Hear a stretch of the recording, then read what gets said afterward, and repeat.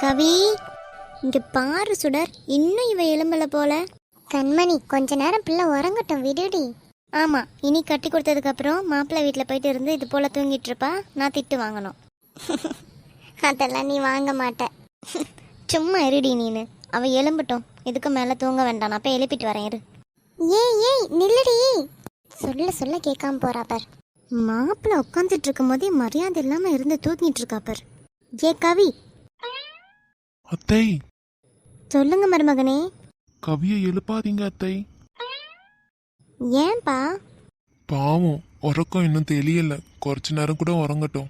ஐயோ மருமகனே, 10க்கும் மேல தாண்டி போச்சு சமயம் இப்போ, தெரியுமா? தெரியும் அத்தை, நானும் பார்த்தேன்.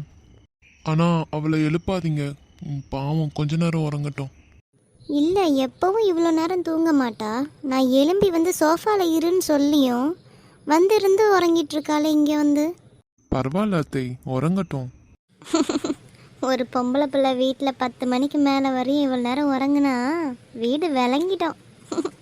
நல்லது மருமகனே, இப்படியே பார்த்துக்கோங்க. சரிங்க அத்தை. அப்புறம் அவ முழிப்பு வரும்போது கண்டிப்பா முழிப்பா அத்தை. இப்போ எழுப்பாதீங்களேன் ப்ளீஸ், எனக்காக அத்தை. சரிப்பா, ஏதாவது வேணா கூப்பிடுங்க. ஆ சரிங்க அத்தை. நான் இருக்கிறது கூட தெரியாம எவ்வளோ அழகா தூங்கிட்டு இருக்கா பாரு. செல்லோண்டி நீ. இந்த வீட்டில் இப்போ நம்ம 2 பேர் மட்டும் இருந்திருந்தோன்னா நீ அங்கேருந்து தூங்கியிருக்கவே மாட்ட. என் மடியில் ஒன்று அழகாக உட்கார வச்சு என் தோள் மேலே சாய்ச்சி தட்டி கொடுத்து தூங்க வைப்பேன். எப்படியும் அந்த நாள்லாம் வரும் என் செல்ல குட்டியே. நைட்டெல்லாம் நிலா கூட பேசிக்கிட்டு பீச்சில் ஆட்டம் போட்டுட்டு இருந்துட்டு இப்போ பாரு தூங்குறத கள்ளி. சரி பாவம் விளையாடுறாளே, இன்னும் கொஞ்ச நேரம் கூட விளையாடட்டும்னு விட்டா வெளியே வரவே இல்லையே. கடைசியில் நம்ம கையை பிடிச்சி இழுத்துட்டு வர நிலைமை ஆயிடுச்சு. ஆளு தாண்டி நீ வளர்ந்துருக்க, இன்னும் சின்ன குழந்தை தான். நம்ம தான் எழும்புறதுக்கு ரொம்ப லேட் ஆகிட்டோன்னு நினச்சி சோஃபாவில் வந்து உக்காந்தா இவ தூங்கிட்டு இருக்கிறத பாரு, கும்பகர்ண நாட்டம். ஐயோ, தூரமாக இருந்து ரசித்து ரசித்து முடியலை. உன்னை எப்படி கல்யாணம் பண்ணி எங்கள் வீட்டில் கூட்டிகிட்டு போய் வச்சு பார்த்துக்குவேன். உன்னை ரொம்ப ரொம்ப நல்லா பார்த்துக்கணும்டி.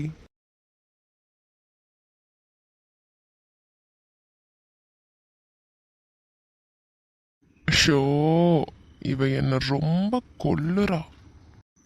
ஏண்டி என்னை இப்படி படுத்தி எடுக்கிற? ஐயோ, இதுக்கும் மேலே நம்மளால முடியாதுப்பா. சீக்கிரமா படிச்சு முடிக்கிறோம், ஒரு நல்ல வேலையை வாங்கிட்டு இவ்வளோ கல்யாணம் பண்ணி கூட்டிட்டு போறோம்.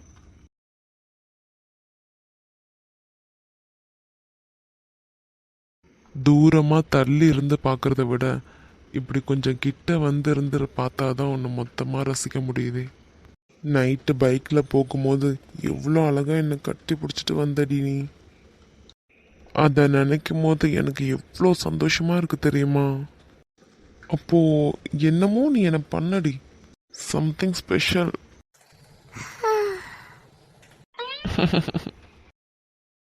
எவ்வளோ நேரமா நம்ம உறங்கிட்டு இருக்கோம்னு தெரியலையே. சமயம் இப்போ ஒரு 6 மணி இருக்குமா? ஐயோ, ஏங்க நீங்க மறுபடியும் என் பெட்ரூம்க்கு வந்துருக்கீங்களா? ஐயோ போச்சு, அம்மா கிட்ட மாட்டினேன்னா அவ்வளோதான். என்ன பெட்ரூமா? ஏன்? ஏய் செல்லக்குட்டி ராக்கோழி, சுத்தி பாருடி நம்ம எங்க இருக்கோன்னு. நம்ம எப்படி ஹாலுக்கு வந்தோம்? அட ஆமால, நம்ம முழிச்சு நடந்து வந்தோமே, அம்மா கூப்பிட்டாங்கல்ல, அது எனக்கு சுத்தமா ஞாபகமே இல்லை. ஓய், என்னடி உறக்கம் தெளிஞ்சிடுச்சா? இன்னும் அப்பனா உறக்கம் தெரியலையா? கொஞ்சம். சரி, உன்னை மாமா தூக்கிட்டு போய் பெட்ல கடத்தட்டா? என்ன தூக்கிட்டு போய் பெட்ல கடத்த போறீங்களா? என்ன பார்த்தா உங்களுக்கு சின்ன குழந்தை மாதிரியா தெரியுது? பின்ன கண்டிப்பா 100% அப்படிதான் தோணுது. எது? ஏய் நிஜமா தாண்டி சொல்றேனே, நீ இது போலலாம் பண்ணும்போது எனக்கு அப்படித்தான் தோணுதே. சரி அதை விடு, பா நான் உன்னை கொண்டு போறேன். நிஜமா தான் சொல்லிட்டு இருக்கீங்களா? வேண்டாம். ஏய் உனக்கு இன்னும் உறக்கமே தெரியலடி, அதுக்காக தான் சொல்கிறேனே. போ கொஞ்ச நேரம் கூட உறங்கு. ம், வேண்டாம். சரி, டைம் இப்போ எத்தனை ஆகுது? 11 ஆக போகுதுடி. என்ன சொல்றீங்க? நிஜமாவா? ஆமாண்டி 11 ஆக போகுது. ஏன் இப்படி ஷாக் ஆகுற? ஏங்க, நான் சமயம் 6 தான் இருக்கும் எப்படி இருந்தாலும் அப்படின்னு நினச்சிட்டு இருக்கேன். சரி சரிடி பரவாயில்ல, போ கொஞ்ச நேரம் கூட உறங்கு. ஐயே, மணி 11 ஆகுது. இதுக்கப்புறமா நான் உறங்கணுமா? சான்ஸே இல்லை. அம்மா இப்போ என்ன அடிக்க வந்திருக்கணுமே. ஆமாம் எழுப்ப வந்தாங்க, நான் தான் எழுப்ப விடலை. கொஞ்ச நேரம் கூட உறங்கட்டும் அத்தை பாவம் அப்படின்னு சொல்லி. ம், நீங்கள்லாம் சொன்னால் கேட்பாங்க அவங்க. இதுவே நான் கேட்டிருந்தேன்னா அவ்வளோதான். பார்த்தல்ல மருமகனுக்கு கொடுக்குற மரியாதைய. ம், ஆமாம் ஆமாம், பார்த்தேன். சரி, நீங்கள் எப்போ எழும்புனீங்க? ஒரு 6 மணி இருக்கும்னு நினைக்கிறேன், அப்போதாண்டி எழும்புனேன். பரவாயில்லையே, ஏன் கூட தான் நீங்களும் முழிச்சிருந்தீங்க. ஆனால் இவ்வளோ சீக்கிரமாக எழும்பிட்டுருக்கீங்க. ம், அப்படிங்களா மேடம்? ஆமாம். சரிங்க மேடம். நான் நேத்தே ஒழுங்கா கேக்குறேன்னு சொன்னேன். எங்கேயாச்சும் பேச விட்டுச்சா என்ன இது? அவங்க இருக்காங்க இவங்க இருக்காங்கன்னு சொல்லி என்ன பேசவே விடல. இப்போ அப்படியே மைண்டெல்லாம் என்னென்னமோ ஓடிட்டு இருக்கு. சே, ஆமா, என்ன நம்பிக்கையில நம்ம இதை அப்புறமா பேசிக்கலாம்னு சொல்லிட்டு அக்கா சொல்லியிருக்கோம். யார்கிட்ட இதை பத்தி பேசுவோம்? எனக்கு ஒன்றும் புரியவே மாட்டேங்குது. இதை போயிட்டு அனினா கிட்டேயும் நம்ம ஸ்ட்ரைட்டா பேசிடவும் முடியாது. இது எப்படி சொல்லி அக்காவுக்கு நான் புரிய வைப்பேன் இதை? ஃபர்ஸ்ட் அக்காவுக்கு இப்போ ஒரு கால் பண்ணணும். கால் பண்ணி இதை நீ எப்படி கேட்பேன்னு சொல்லிட்டு நம்ம தெரிஞ்சுக்கணும். நம்ம இது போல புலம்பிட்டு இருக்கிறதுக்கு கால் பண்ணியாவது கேட்கலாம். ரிங் போகுதே, எங்கேயாவது ஃபோன் எடுக்குதான்னு பாரு. எருமை, இன்னைக்கு வேற அது எழும்பவே இல்லை. ஒருவேளை இப்பவும் எழும்பாம தான் இருந்திருக்கோ? ஐயோ, ஃபோன் அடிக்குது. ஆமா, நீ ஃபோன் எங்க வச்சுட்டு வந்த? தெரியலையே. நான் எப்போ எழும்பி வந்து இங்கே உட்காந்தேன்னு கூட எனக்கு ஞாபகம் இல்லை. அம்மா வந்து எழுப்பியிருக்காங்க, அதுக்கப்புறம் நான் இங்கே வந்து உட்காந்துருக்கேன். ஃபோன் இங்கே தான் எங்கேயாவது இருக்கும்பா, பார்த்து எடுத்துக்கலாம். இப்போ என்னால் பேச முடியாது. கொஞ்ச நேரம் கழிச்சு நானே ரிட்டர்ன் கால் பண்ணி பேசுகிறேன். இனி எழும்பும் போது ஃபோன் பண்ணுவல்ல, இருக்கும் உனக்கு பாரு. அப்போ யார் இந்த டைம்ல உனக்கு கால் பண்ணுவாங்கன்னு உனக்கு தெரியும் இல்ல? ஆஹா, யாருன்னே தெரியாது. நான் இனி தான் பார்க்கணுமே, அது எப்படி பார்க்காம யாருன்ட்டு தெரியும்? சரி இரு, நான் போய் ஃபோன் எடுத்துட்டு வரேன். கால் கட் ஆகி ரொம்ப நேரம் ஆகுது. இருக்கட்டும், விடுங்க, அப்புறமா நானே கால் பண்ணி பேசிக்கிறேன். ஏய் இருடி, ஏதாவது இம்பார்ட்டன்ட் காலா இருந்தா என்ன பண்றது? அப்படின்றீங்க? சரி இருங்க, நானே போய் எடுத்துட்டு வரேன். சொல்றேன் இல்ல, இங்க இருடி, நான் போய் எடுத்துட்டு வரேன். ஏங்க, சொல்ல கேட்காம போறாரு. இந்தாடி பேச. சொல்ல கேட்காம எங்க போய் எடுத்துட்டு வரீங்க நீங்க? ஏய் உன் பெட்ரூம்ல தாண்டி இருந்துச்சு, அதனால ஈஸியா கண்டுபிடிச்சு எடுத்துட்டு வந்துட்டேன். நீ பேசு. ம், யாருடி கவி ஃபோன் பண்ணியிருக்கிறது? நேத்ரன் எனக்கு இப்ப கால் பண்ணிருக்கான். ரிட்டர்ன் கால் பண்ணி பேசு.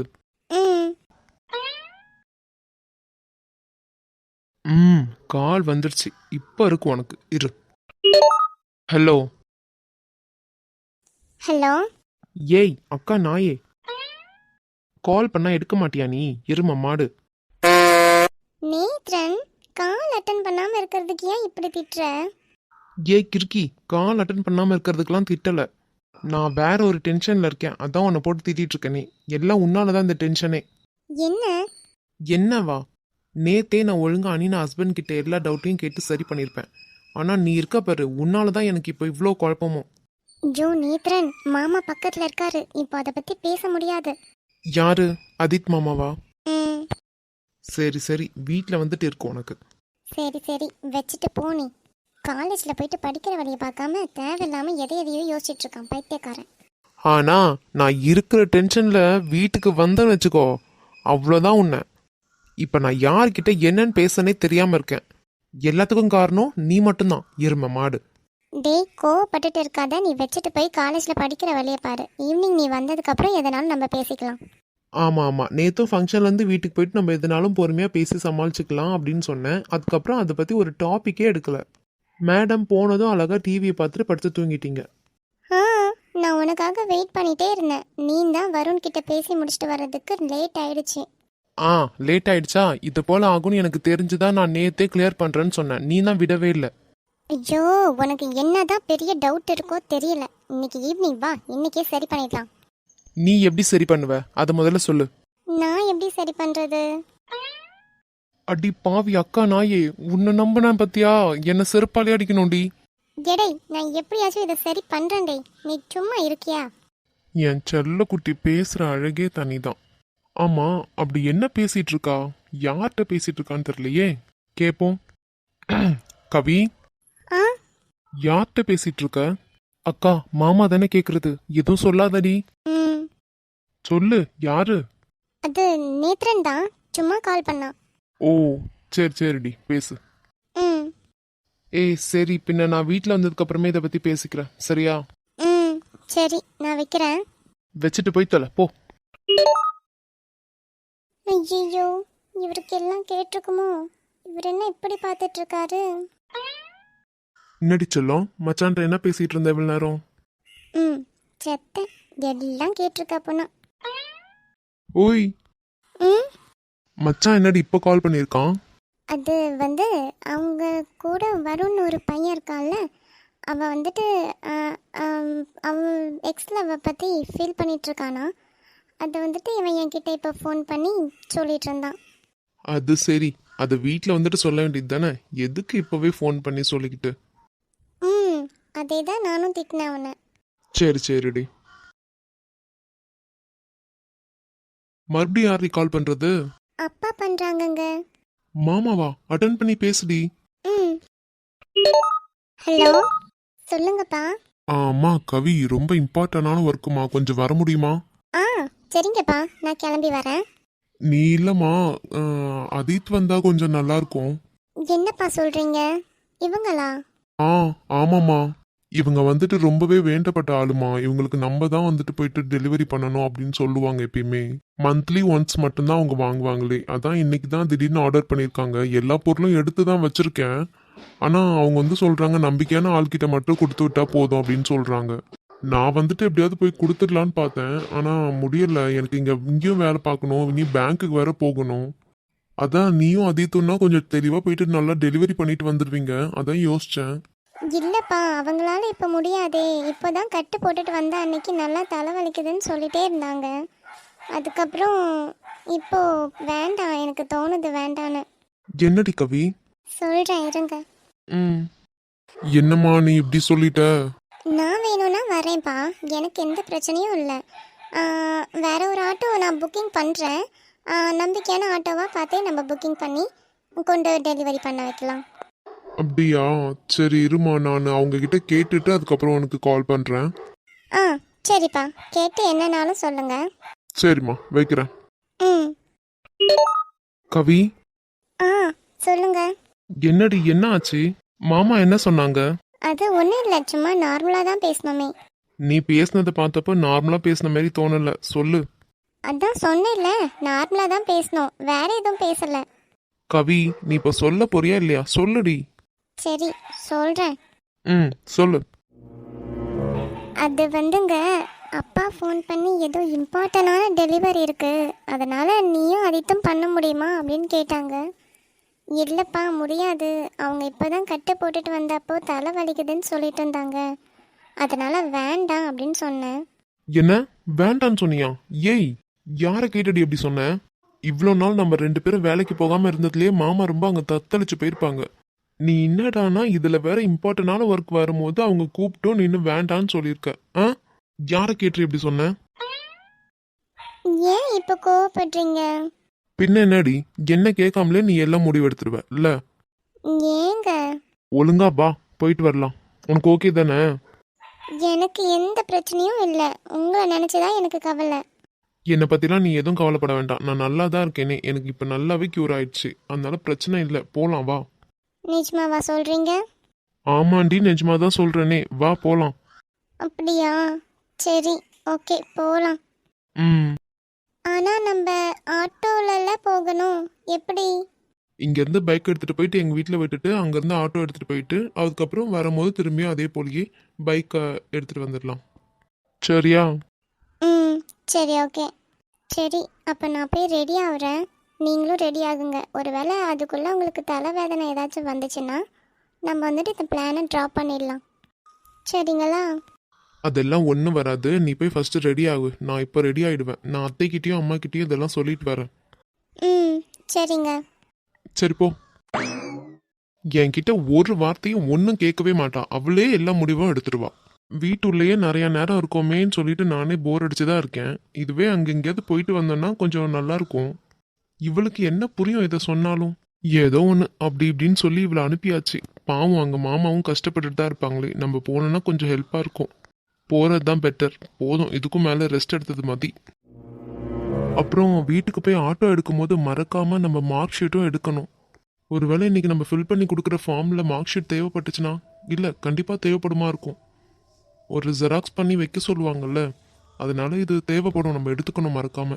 சரி, நம்ம போய் அத்தைக்கிட்டயும் அம்மாக்கிட்டயும் சொல்லிட்டு போய் கிளம்பலாம். ஹாய் மக்களே. என் அன்பான சொந்தங்களுக்கு வணக்கம். யாராவது வீடியோவை சப்ஸ்கிரைப் பண்ணாமல் பார்த்துட்டு இருந்தீங்கன்னா மறக்காமல் சப்ஸ்கிரைப் பண்ணுங்க மக்களே. தென் லைக் அண்ட் ஷேர் பண்ணுங்க, கமெண்ட் பண்ணுங்க. மீண்டும் ஒரு புதிய வீடியோவில் நாளை சந்திக்கலாம். Love you all.